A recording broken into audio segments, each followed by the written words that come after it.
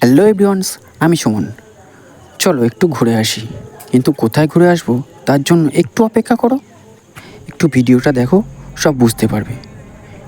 সকালে সূর্যের আলো ওঠার সাথে সাথে গাড়ি নিয়ে বেরিয়ে পড়লাম আমরা কজন মিলে একটু মন্দিরে যাব বলে।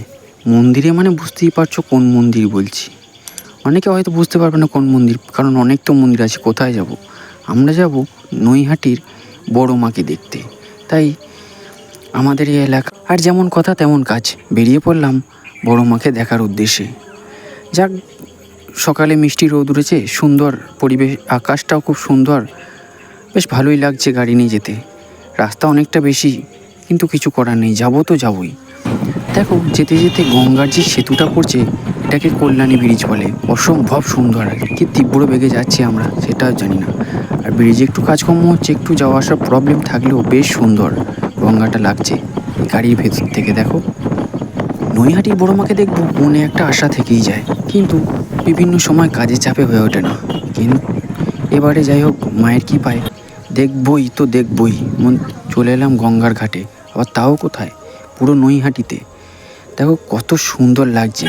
মাত্র এদিক থেকে লঞ্চে 8 টাকা দিলেই ওই দিকে পৌঁছে দেবে চুঁচুড়া চন্দননগরে। ওই সাইডে চন্দননগর দেখা যাচ্ছে, আর এই সাইডে নৈহাটিতে আমরা দাঁড়িয়ে আছি।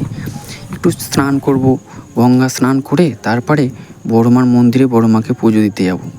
তাই প্রস্তুতি চলছে। একটু কীরকম লাগছেও চান করতে, ওয়েদারটা বেশ সুন্দর লাগছে, লোকজনও রয়েছে।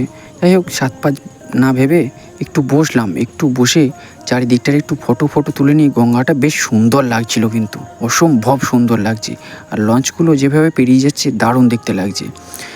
আস্তে আস্তে মানুষেরও ভিড় জমছে, তাই একটু বসে রেডি হয়ে ঝটপট তৈরি হয়ে গেলাম গঙ্গা চান করে।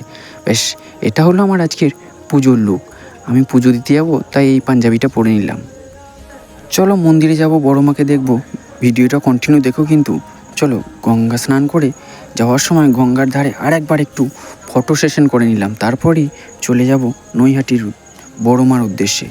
আর গাড়িতে দাঁড়িয়ে দাঁড়িয়ে যখন নিজেকে ঠিক করছিলাম, তখন আমি লাইনটা দেখে মাথা খারাপ। বাপরে ভিড়, কী করব, এতটা ভিড়ে কী করে দেখব?